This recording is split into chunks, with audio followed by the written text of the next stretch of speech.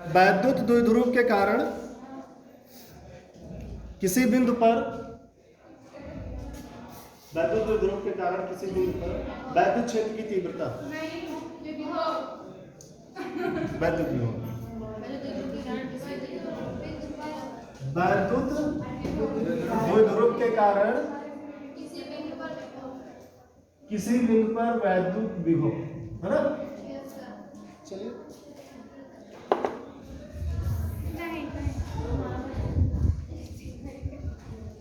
ये मान लीजिए वैद्युत द्विध्रुव है, ठीक है,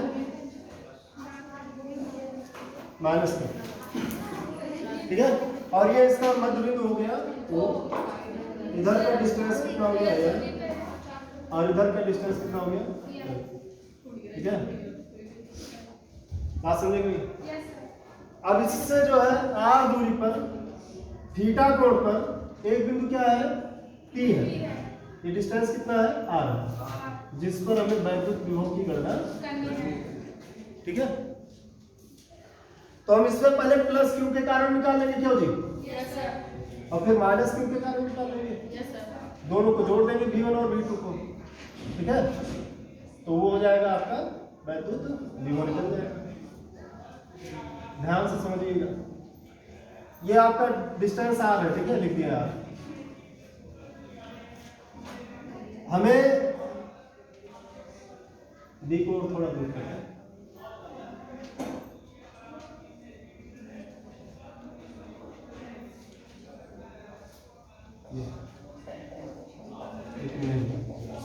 बराबर है डिस्टेंस की तरफ।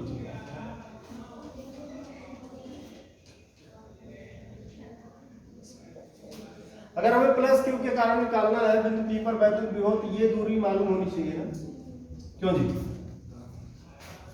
जहां से जिस आवेश से निकालेंगे वहां से उस पॉइंट की दूरी मालूम होनी चाहिए, तब तो आप वैद्युत विभव निकाल पाओगे। और अगर माइनस क्यू से निकालनी है तो ये आपका AP मालूम होना चाहिए। दोनों बराबर भी नहीं है, चित्र में देख करके देखिए, यस सर। BP और AP दोनों बराबर भी नहीं है कि एक का निकाल लें तो दूसरे का काम चल जाए, है ना? तो कैसे निकालेंगे? देखिए ये PB क्या करते हैं कि यहाँ गोला प्रकार जानते हैं, सारे लोग जानते हैं गोला प्रकार, प्रकार जानते हैं, हाँ। इधर देखो, तो क्या करें हम, यहाँ पे वो जो नोकिया होती है उसकी गोला प्रकार की, क्या बोलते हैं उसको, नोक, हाँ नोक, मतलब गोला प्रकार की नोक यहाँ रखेंगे, पेंसिल की दूरी यहाँ तक पहुँचा लेते हैं, ठीक है, इतनी दूरी लेकर के यहाँ पे आर्क लगाना, चाप जिसे बोलते हैं। तो ये दोनों दूरी क्या हो जाएगी आपकी, समान हो जाएगी, और यहाँ से हम इस पर एक ऐसे खींच देते हैं, ठीक है, तो ये कितना हो जाएगा 90 अंश। कैसे? ये जो लाइन हम खींच रहे हैं, ये देखो, अब ऐसे खींचेंगे तो ये आपका एक वृत्त बन जाएगा ना, अगर ये खींचना चाहे तो एक ऐसे वृत्त बन जाएगा। सारी चीजें समझिएगा। अब हमने कहा कि ये पॉइंट जब खींचते हैं तो यहाँ 90 अंश बन जाता है, तो ये जो हम खींचेंगे यहाँ से इस पर इस लाइन पर, ये इसका क्या होगा, स्पर्श रेखा, और स्पर्श रेखा पर त्रिज्या क्या होती है, तो अपने समझ लीजिएगा कि यहाँ पे कितना हो गया आपका 90 डिग्री। क्लियर? तो हमने क्या किया कि बिंदु B से BP के बराबर, ठीक है, BP के बराबर PC दूरी लेने के लिए BC क्या खींचा, लंब खींचा, ओके। लेकिन वास्तव में अगर इसको ऐसे खींचना है, हमें BP दूरी नापनी है, तो ये C पॉइंट जो है उसी गोला प्रकार से ही ले पाएंगे, ठीक है। लेकिन बुक में और जगहों पर पढ़ाया जाता है कि B से इस रेखा पर OP पर क्या खींचा हमने, BC लंब खींचा, है ना। तो आप लोगों को समझना तो यही है ना। ये हमने गोला प्रकार की एक नोक ले ली और यहाँ से ये जो है यहाँ पे चाप लगा दिया, तो जब ये लाइन खींचेंगे तो ये अपने आप यहाँ पे क्या हो जाएगा 90 अंश, क्योंकि त्रिज्या क्या होती है स्पर्श रेखा पर लंबवत होती है, ये पढ़ चुके होंगे हाई स्कूल में, है ना। तो अब यहाँ पे जो है आगे चले, बोलिएगा। अब ये जो BP दूरी है वो किसके बराबर हो जाएगी, PC के। अगर हमें PC मालूम हो गया, BP मालूम हो जाएगा ना, बोलो। उसी तरीके से अगर हमें इसको मालूम करना है तो गोला प्रकार की नोक रख करके पेंसिल को यहाँ बढ़ा करके ऐसे खींचेंगे, ऐसे खींचेंगे, बोलिएगा। तो ये आकर के जो है अगर हम इसको बढ़ाएं तो ये आकर के यहाँ मिलेगी, क्यों यहाँ यहाँ पे गोला प्रकार की नोक, यहाँ पेंसिल रख करके एक ऐसे बनाओगे ना। हमें अभी इस डिस्टेंस को निकालना है, तो ये जाएगा तो इस यहाँ पे जब पहुंचेगा तो ये वाला जो डिस्टेंस देख रहे हो इसके बराबर हो जाएगा, है ना। ये मान लेते हैं यहाँ पे ये सी डैश है, बोलो यहाँ भी ये क्या हो जाएगा आपका 90 समझ में आया। तो ये हमने जो है दो कंस्ट्रक्शन किए, ठीक है। ए सी डैश इस प्रकार खींचा कि एपी बराबर पीसी डैश है, बीसी इस प्रकार खींचा कि बीपी बराबर सीपी के, ठीक है। तो माना एक वैद्युत द्विध्रुव है जिसके कारण चित्रानुसार स्थित बिंदु P पर वैद्युत विभव की गणना, ठीक है, विभव की गणना करनी है, ठीक है। तो अब इसके बाद ये बोलोगे OP पर BC लंब इस प्रकार खींचा कि BP बराबर PC, क्यों जी, तथा फिर उसके बाद लिखोगे OP पर AC डैश लंब, वो OP ही रेखा बोली जाएगी। बस इसको क्या किया है कि हमने OP को आगे बढ़ा दिया है, ठीक है। अब इसको आप आगे बढ़ा दोगे तो ये आगे वाली लाइन भी OP ही कही जाएगी, जहां मर्जी वहां तक बढ़ा लीजिए, ठीक है।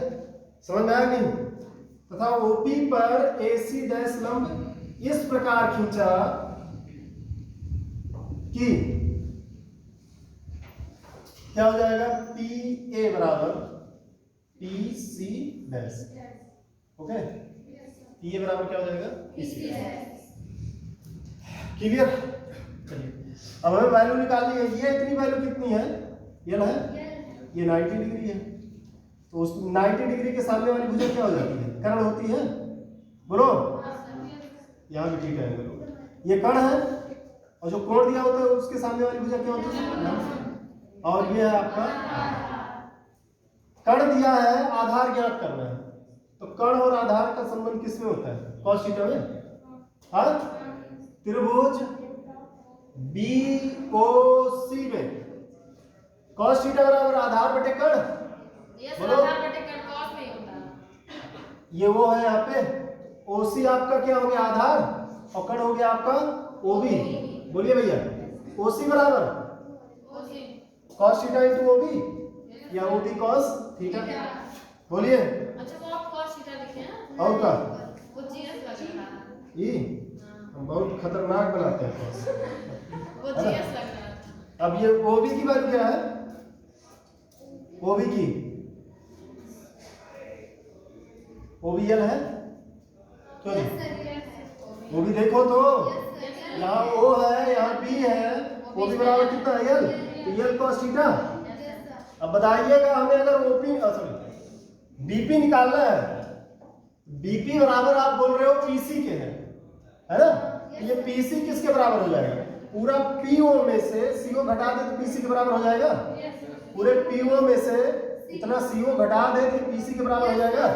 यानी कि PO माइनस PO आपने R लिया है और PC अभी आपने निकाला है, नहीं PO minus OC, PO minus OC आपने क्या निकाला अभी, L cos थीटा। इतना समझ में आ गया। BP की वैल्यू, हमें BP की जरूरत पड़ेगी जब हम प्लस Q के कारण निकाल रहे होंगे विभव, इसलिए पहले हम लोग जो है AP और BP को निकाल ले रहे हैं। नेक्स्ट चले, बोलो। बात करते हैं AP की, किसकी, तो AP में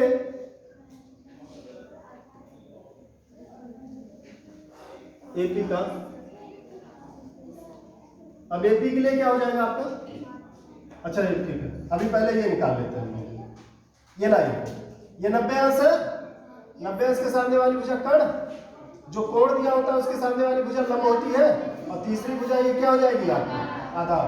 तो फिर से अगर हमें निकालना हो आधार और कर्ण तो cos थीटा रखेंगे। cos थीटा बराबर आधार OC डैश बटे कर्ण OA। पीछे खूब बात हो रही है, OC डैश OA है ना। अब ये cos थीटा बराबर OC डैश हमको निकालना है, OC डैश OA की वैल्यू कितनी है? तो OC डैश बराबर क्या हो जाएगा? L cos। अब अगर हमें AP निकालना है, AP बराबर क्या हो जाएगा बोलिएगा? AP बराबर PO plus OC dash, PO plus OC dash. PO की वैल्यू है R, बोलो भाई, PO प्लस OC डैश अगर निकाल लेंगे तो ये कितना के बराबर हो जाएगा? PC डैश के ना। अच्छा AP बराबर PC डैश, और PC डैश बराबर किसके होगा? PO प्लस OC, POR है, OC डैश आपका है L cos। अब AP BP निकल गया, बोलो। अब निकालेंगे हम क्या? प्लस क्यू के कारण, प्लस क्यू के कारण P पर विभव V1 बराबर 1/4π Q बाई BP, बोलो। और BP की वैल्यू कितना निकाले हैं? R माइनस L cos, बोलो भाई। फिर उसके बाद अगला क्या लेंगे? माइनस क्यू के कारण P पर विभव V2 बराबर 1/4π माइनस क्यू, क्योंकि यहां माइनस लेंगे क्योंकि विभव अदिश राशि है। अगर सदिश राशि होती है तो माइनस को प्लस में रखते हैं और प्लस को भी प्लस में ही रखते हैं, है ना। और ये कितना हो जाएगा आपका? R plus L cos। Clear, बोलो। तो ये आपका हो गया V2। तो कुल विभव V बराबर कितना हो जाएगा? V1 प्लस, V1 की वैल्यू है 1/4π Q by R minus L cos theta, और V2 की वैल्यू है minus 1/4π Q by R plus L cos theta. Q/4π common बचेगा, यहाँ पे R plus L cos theta, नीचे बचेगा R माइनस। अब तिरछा गुणा करा दीजिए, नहीं ऐसे नहीं काट पाएंगे। R plus L cos theta, और इधर गुणा कराएंगे तो minus R plus L cos theta, क्योंकि माइनस से गुणा कराएंगे माइनस R, और ये जो माइनस है वो क्या हो जाएगा? प्लस हो जाएगा। तो नीचे R square minus L square cos square theta हो भैया। अभी R और R तो कैंसिल हो गया भैया। अब ये तुम्हारा 1/4π L cos थीटा जोड़ोगे 2QL cos बटे R square minus L square cos square. L square R square से बहुत छोटी राशि है, तो इसलिए पूरा L square cos square theta को क्या कर दोगे? इतना पूरे को छोड़ देंगे, ठीक है। और 2QL बराबर क्या रख दोगे? P। तो ये सीधा सीधा आपका आ जाएगा 1/4π P cos theta by R। Clear, यही आ रहा है ना? देख लो तो हम गलत ना कर दिए हो। हाँ सही है, सही है भाई, ठीक है।